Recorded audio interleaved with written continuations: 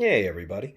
So today I am going to be working on this Bandai model kit of C-3PO.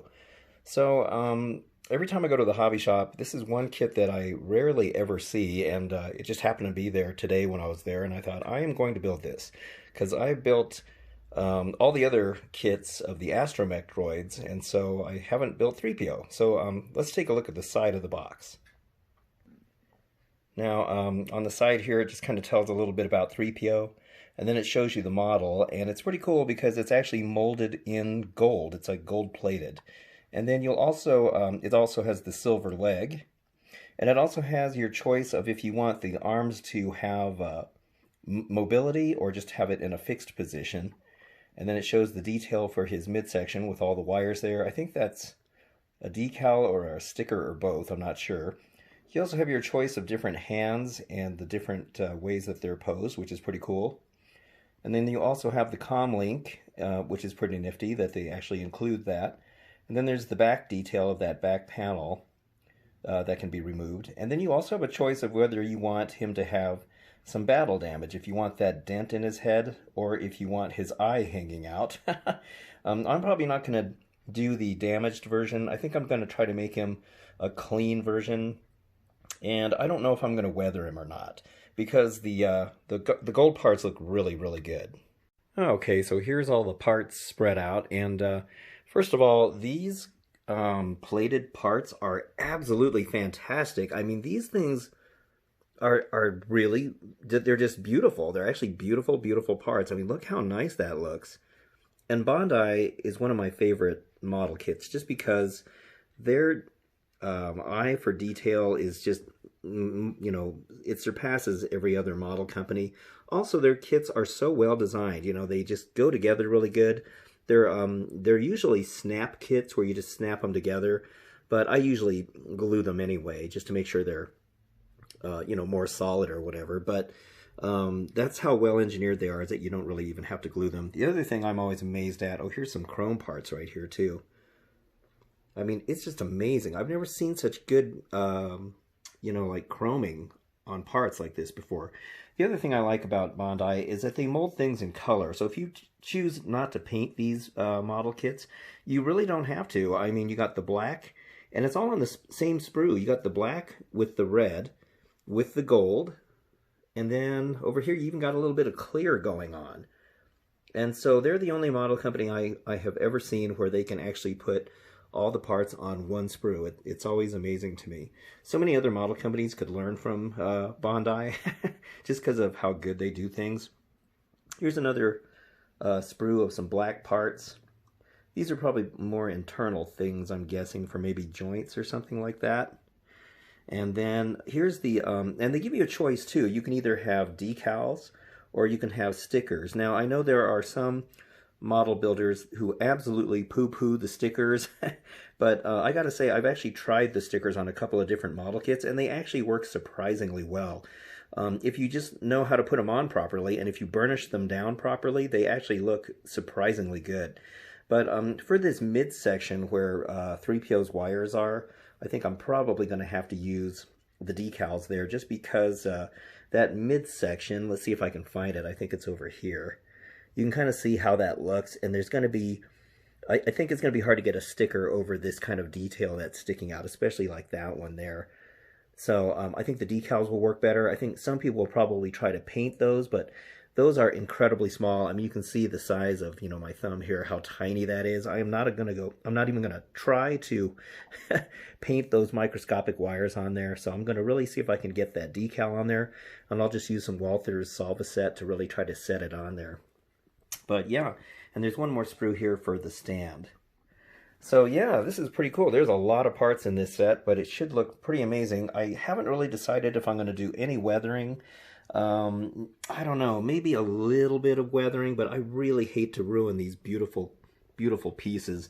I think maybe I'll just build the C-3PO that we see at the end of A New Hope when he's all cleaned and polished. So I think I'll probably do that. I'm going to try to do as little painting as possible because it's already molded in color. I know there are some people out there who will paint it anyway, even though it's molded in color. I'll have to see how it looks, but I'm not really, that much of a fanatic about it.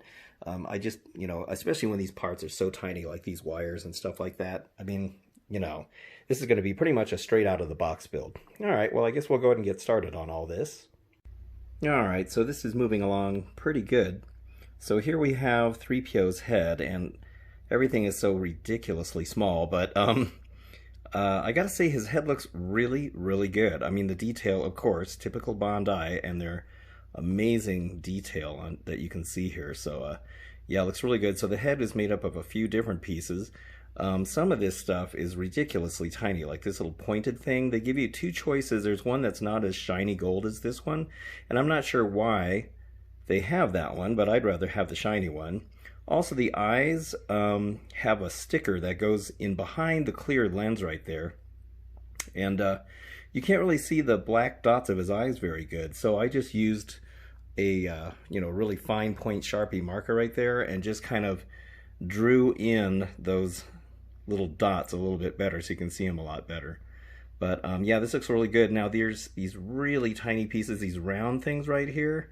Those are separate pieces that you actually have to lock in between there, and it is just crazy. There's some crazy tiny stuff going on here. Now I also got the torso going here, and there's some cool little ball joint pieces in here, and there's some rubber pieces that go in there. You can kind of see it right there where the arm snaps in and the head goes on there, and those are kind of like rubbery pieces. It's really cool. Another super tiny piece was this tiny little, you can see it looks like a Phillips head screw. That piece and the one on the other side are separate pieces. I have no idea why they didn't just mold that in, because I dropped one and spent about 10 minutes looking for it on the floor, and let me tell you, a few choice words were said. It's really frustrating when you do that, when you drop something that small. So also this detail back here is super cool. That little panel that's on the back of 3PO. And so it's made up of a chrome piece, and then there's a little bit of a clear piece. I don't know if you can see it sticking up right there, but it's a nice clear piece that goes on there. And then this little door goes on there, and it's removable, so you can take that off and look inside there. And so on the front here now, we've got to put this chest piece on, and you have two choices for that. Oh, and there's going to be some really teeny, those little kind of like piston looking things that go on his neck. I'm sure those are going to be super tiny and delicate, but anyway, you have another choice here where you have the restraining bolt on his chest. So if you want the restraining bolt on there, you can do that. You just probably have to paint it black and silver. But I don't want the restraining bolt on him because the only time you ever saw that on him was when he was out in the desert in A New Hope, and so it doesn't really make sense that if I'm going to keep him nice and shiny to have that on there. So I'm going to use this piece instead. All right, well anyway, yeah, that's what I got so far, and it's going along pretty good. It's just really tiny stuff. Okay, so this is the section that I was mainly worried about because of this middle section here, because it's super detailed with a bunch of wires and stuff. So I did try using the sticker, but I had a feeling that just wasn't going to work because some of the wires actually stick up, and so it's hard to get the sticker to go around those wires, and I think the decal would have had a hard time as well, because the black section, as you can see there, actually has some kind of like texturing that goes on back here as well. So I just ended up using some silver and black Sharpie markers to color all that in, and it actually turned out pretty good. The red and the gold ones are actually separate pieces that you glue in. Here's the back, and you can actually see the same kind of results. There's not as many silver wires on the back. It's funny because I've seen the original, one of the original C-3PO costumes in person, and it was interesting to see this section because there is some real wires in there, but a lot of them were actually just painted in, and especially like the one that right in this section here looks very much like the ones on the actual 3PO costumes, because you can just tell they were just painted on. Anyway, that turned out a little bit better than I thought, so thankfully I got that part done.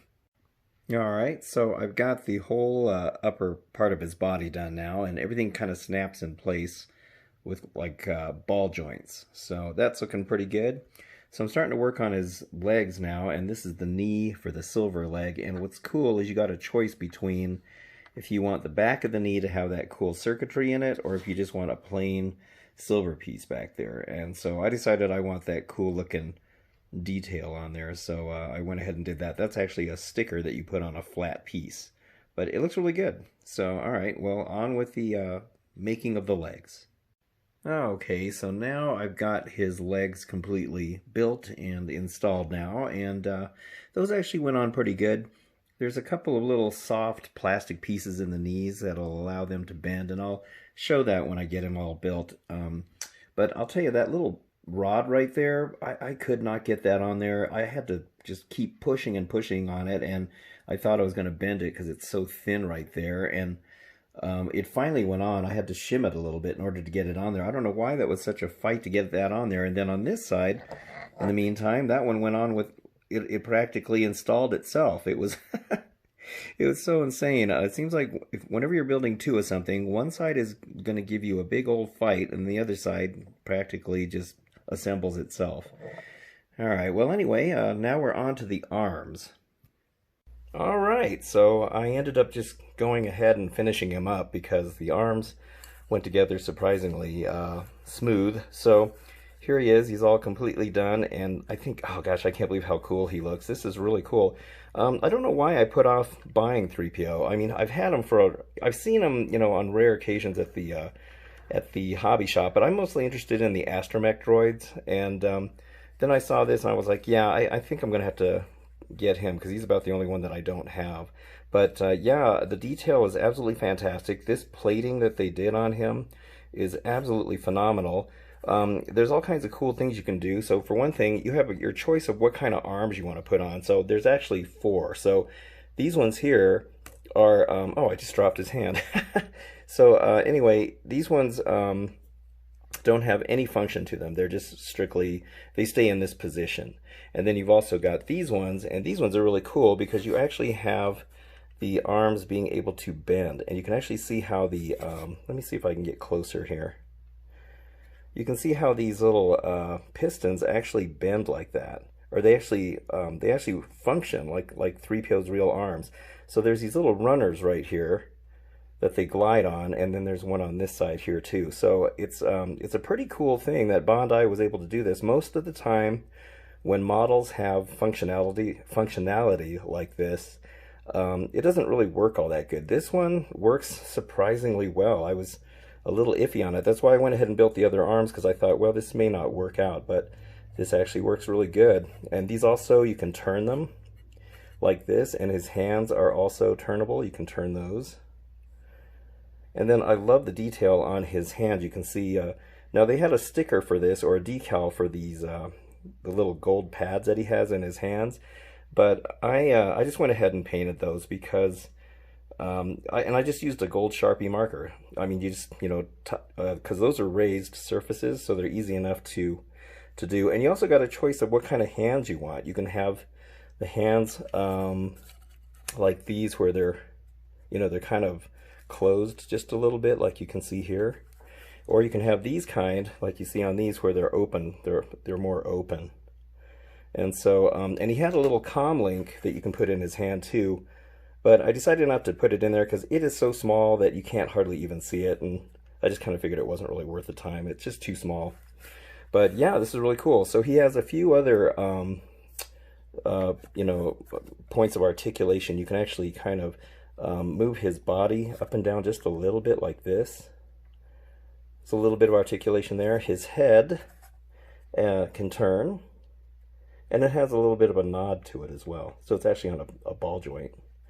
And then on the back here, of course, you can take this panel off like I showed you, and you can see the little details in there. I didn't really do anything with that. And then the knees I was showing you, you can have, you can either just have them gold and silver, like a plate that goes on there, or you can put these cool little circuitry things in there. And whenever I've noticed 3POs in the back of his knees, I do see that it's black back there, and they do have those on there. It's funny because those are actually just, I think, drawn on or painted on the real costume. And then his knees will actually, see if I can do it when he's on the stand here. But you can actually see his knee will bend. So yeah, his knees are completely bendable right here. So, oops, well, this thing just came off, so that's all right. Yeah, so both of these bend. You know, just a surprising amount of articulation for a model. But yeah, you can really see that detail in there. I think that looks really, really cool. So yeah, I'm really happy with the way he turned out. Now there's a surprising amount of pieces that are kind of left over, and some of these I'm not really sure why they were included in this kit because I didn't even end up using them. Pieces like these right here, I'm guessing they were part of another kit, but I sure didn't use them in this one. These were kind of like leftovers. I'm not sure why they give you extra, but it's nice. These here are the restraining bolts, and that's the little piece that goes on his head, that little pointy part, but that's the one that doesn't have the chrome to it. And then that's the little lens that goes on his eye that's hanging out, which is this piece right here. And then you get the two extra little pieces for the back of the knees. And then you of course get the extra chest plate. This is for the where you put the restraining bolt on it, and then that's the head that's got the little damage on his head right there. There's a little dent right there. So yeah, it's kind of cool that they do give you different versions of this to build if you decide to. Okay, so here's the main collection that I have of all the Bandai kits. And so, you know, you got regular R2-D2 here, and then BB-8. And then I actually ended up with two R2s because R2 comes with R5-D4, but he also comes with BB-8. So I ended up with two of these guys. And then R5-D4, I love this guy. I've always had a little special place in my heart for him because he's the one that had the bad motivator, and if it wasn't for that, he probably would have been the hero of all the Star Wars movies. So poor little guy. It just had a little bad timing, I guess. And then this guy, I can't remember his name. It was like R5Q2 or R2Q2 or something like that. And he's really neat. I really like the coloring on him with the black and the kind of copper colored things on there. These were all stickers, and they actually worked really well. I was actually surprised. So yeah, he's really cool looking. I really like this one. So yeah, it's a nice collection. You get these nice bases, and they're all interconnected. They give you the little connector points on the bottom, so you can put them all in a row like that. I also ended up building two of these kits because I don't know why I built two. I had so much fun building them that I just had to build another one, and so they're really cool. What I really like about this set is it comes with a small little, you know, diorama of the hallway, so I think that's pretty neat. And so just for something different, I just did a slight difference to them where I painted this gray, and on that one I didn't. But, you know, I just painted the floor black, put a semi-gloss on it, painted this white, masked these off, did some gray on there. And I think it looks really cool. And then on the back here, as you can see, I glued a piece of foam board because the back looks really ugly otherwise. Not that you're going to really see the back very much, but it just kind of gives it a more finished look. But I thought these guys, I mean, they're kind of cute. I love BB-8 and Dio, and even though Dio really wasn't in the movie very much, I kind of wish he had a bigger part. And then on this one, you have the choice of either having BB-8 with the battle damage, where he's missing that ring, or you can just build him normal. And so I just did one of each. But anyway, so yeah, these Bandai kits are fantastic. All right, well, that's it for this build and review of the Bandai C-3PO kit. And yeah, really, really great kit, super detailed. I highly recommend if you are, you know, loving the robots and Bandai kits and all that. These are totally worth it. I can't remember what these were, 30 bucks, I think, for this kit. And you know, that's not bad. You get a lot of stuff with it, and it goes together with very little cussing and fighting. And I think that's really cool because that tells you that Bandai really puts a lot of effort into the way that they engineer and design these kits, because they are so well done. And the fact that this one's got such awesome mobility to it, I can't believe. I feel like these are pretty fragile, and they probably are, but I just can't believe that his arms bend like that. That is just the coolest thing ever. All right, well, anyway, I'm done playing with this thing. All right, well, if you enjoyed this video, please like and subscribe. I thank you very much for watching, and I hope you have a fantastic day. Take it easy.